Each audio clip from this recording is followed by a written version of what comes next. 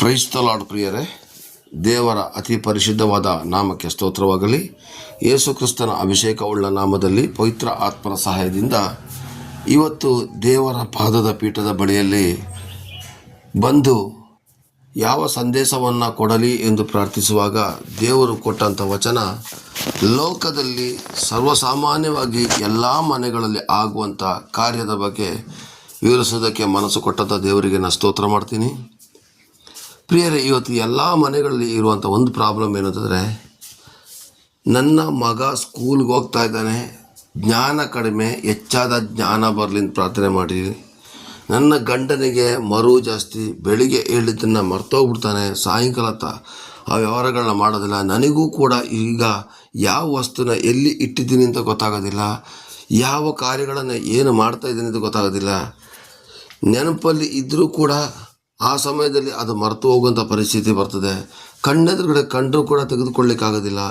ಯಾವ ವಸ್ತು ಎಲ್ಲಿ ಇಟ್ಟಿದ್ದೀನಿ ಅಂತ ಗೊತ್ತಾಗೋದೇ ಇಡೀ ಮನೆಯನ್ನು ಹುಡುಕಾಡ್ತಾ ಇದ್ದೀನಿ.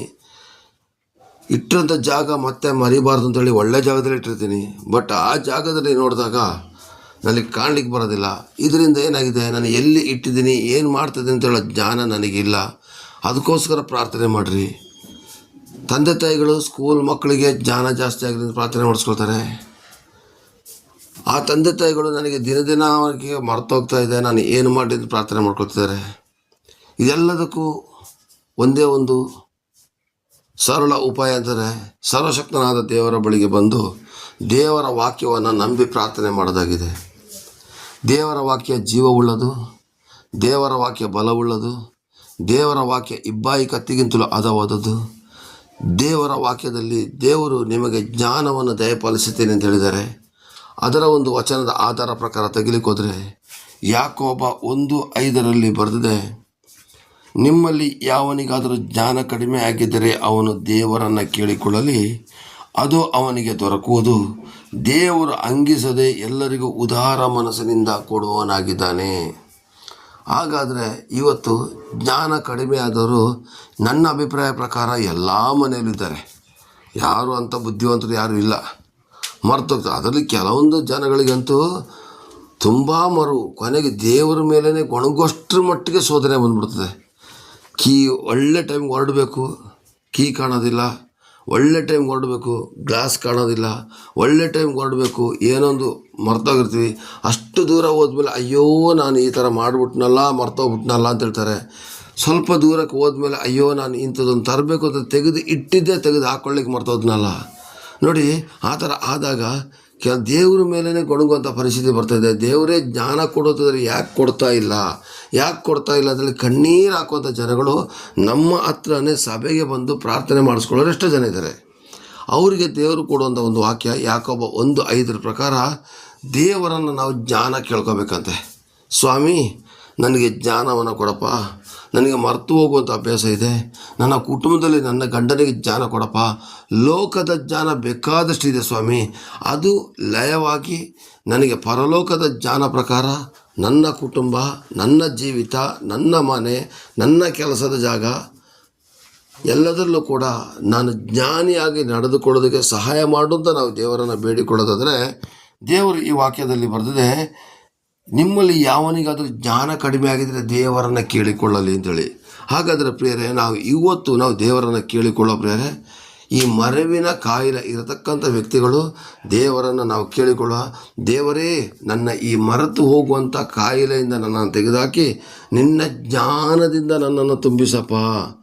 ನಾನು ಎಲ್ಲವನ್ನ ಜ್ಞಾನದಿಂದ ನಡೆಸಬೇಕು, ನನಗೆ ಮರ್ತು ಹೋಗಬಾರ್ದು ಅಂತ ದೇವರಲ್ಲಿ ಕಣ್ಣೀರಿಟ್ಟು ನಾವು ಪ್ರಾರ್ಥನೆ ಮಾಡೋ ಪ್ರಿಯರೇ.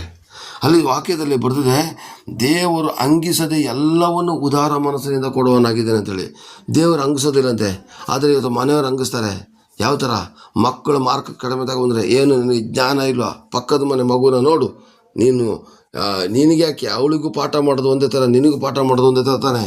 ನೋಡು, ನೀನು ಆ ಮಕ್ಕಳನ್ನ ನೋಡು, ಈ ಮಕ್ಕಳು ನೋಡು, ಕೊನೆಗೆ ನನಗೆ ಇಂಥದ್ದೊಂದು ಮಾಡೋಕ್ಕೆ ಮರ್ತೋಯ್ತು ಕಣ್ರಿ ಅಂತ ಹೇಳಿದಾಗ, ನಿನಗೆ ಅಷ್ಟು ಯೋಚನೆ ಮಾಡ್ಕೊಳಕ್ಕಾಗೋದಿಲ್ವಾ?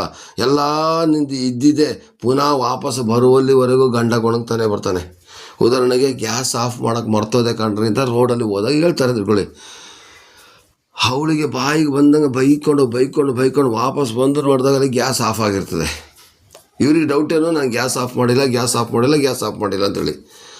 ಅವ್ರಿಗೆ ಅದೇ ಕೊರಗ್ತದೆ. ಕೆಲವೊಂದು ಜನಕ್ಕೆ ಬೀಗ ಹಾಕಿದ್ದೀನಿ ಅಂತ ಮರ್ತೋಗ್ಬಿಡ್ತದೆ. ಕೆಲವೊಂದು ಜನಕ್ಕೆ ಇಂಥ ವಸ್ತುನ ಇಂಥ ಜಾಗದಲ್ಲಿ ಇಡಬೇಕಾಗಿತ್ತು, ಮಗ ಬಂದಮೇಲೆ ಇಟ್ಟಿದ್ದೇನೋ ಇಲ್ಲೋ ಗೊತ್ತಿಲ್ಲ.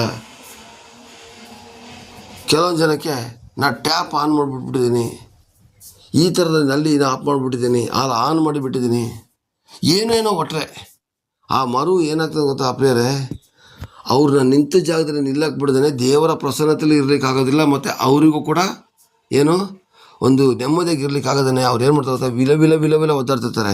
ಮನೆಗೆ ಬಂದು ನೋಡಿದ ಮೇಲೇ ಒಂಥರ ಸಮಾಧಾನ ಪ್ರಿಯರೇ. ಈ ಥರ ಎಲ್ಲ ಮನೆಯಲ್ಲಿ ಆಗೋದುಂಟು.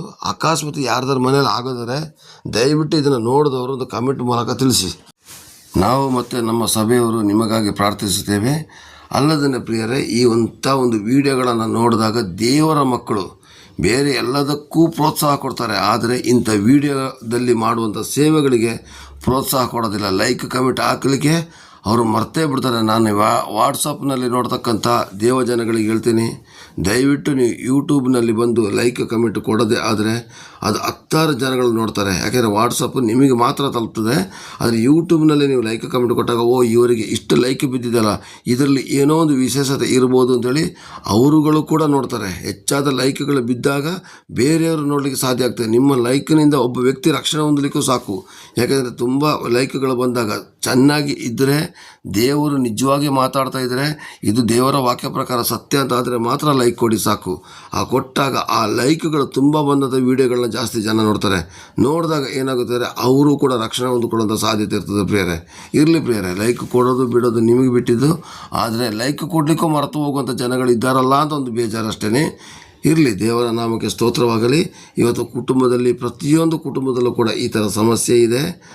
ಮರು ಅಂತೇಳಿ ಅದಕ್ಕೋಸ್ಕರ ನಾವು ಪ್ರಾರ್ಥನೆ ಮಾಡೋಣ. ದೇವರೇ, ನನಗೆ ಇರತಕ್ಕಂಥ ಎಲ್ಲ ಮರೆವನ್ನು ತೆಗೆದುಹಾಕಿ ನಿನ್ನ ಜ್ಞಾನ ಪ್ರಕಾರ ಒಂದನ್ನು ಮರೆತು ಹೋಗದಂತೆ ಎಲ್ಲ ಕೆಲಸವನ್ನು ನಿಷ್ಠೆಯಿಂದ ಆಫೀಸ್ನಲ್ಲಾಗಲಿ ಅಥವಾ ಮನೆ ಕೆಲಸದಲ್ಲಾಗಲಿ, ನನ್ನ ವಿಷಯವನ್ನು ನಾನು ನೋಡಿಕೊಳ್ಳುವಂಥದ್ರಲ್ಲಾಗಲಿ, ಪ್ರತಿಯೊಂದರಲ್ಲೂ ಕೂಡ ನಾನು ಮರೆತು ಹೋಗದಂತೆ ನಿನ್ನ ಜ್ಞಾನದಿಂದ, ನಿನ್ನ ಬುದ್ಧಿಶಕ್ತಿಯ ಬಲದಿಂದ ನಡೆಸಲಿಕ್ಕೆ ನನಗೆ ಶಕ್ತಿ ಬಲ ಕೊಡಪ್ಪ ಅಂತ ದೇವರನ್ನು ಬೇಡಿಕೊಳ್ಳೋ ಪ್ರಿಯರೇ. ದೇವರ ವಾಕ್ಯದಲ್ಲಿ ಬರೆದಿದೆ ಅಲ್ವಾ, ಉದಾರವಾಗಿ ದೇವರ ಅಂಗಿಸದೇ ಉದಾರವಾಗಿ ಕೊಡ್ತಾರೆ ಅಂತೇಳಿ.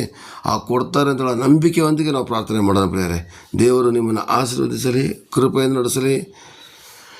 ನಿಮ್ಮ ಕುಟುಂಬದಲ್ಲೂ ಕೂಡ ಈ ಥರ ಸಮಸ್ಯೆ ಇದ್ದರೆ ದಯವಿಟ್ಟು ಒಂದು ಕಮೆಂಟನ್ನು ತಿಳಿಸುವುದರ ಮೂಲಕ ದೇವರ ನಾಮವನ್ನು ಮಹಿಮೆಪಡಿಸಿ, ದೇವರ ನಿಮ್ಮನ್ನು ಕೃಪೆಯಿಂದಲೂ ಆಶೀರ್ವಾದದಲ್ಲಿ ನಡೆಸಲಿ. ಆಮೇನ್. ಎಲ್ಲರಿಗೂ ಪ್ರೈಸ್ ದ ಲಾರ್ಡ್. ಮರೆತು ಹೋಗುವಂಥ ಆತ್ಮ ಬಿಟ್ಟು ಹೋಗಿ ಜ್ಞಾನದ ಆತ್ಮ ಯೇಸು ನಾಮದಲ್ಲಿ ಬರಲ್ಪಡಲಿ. ಆಮೇನ್.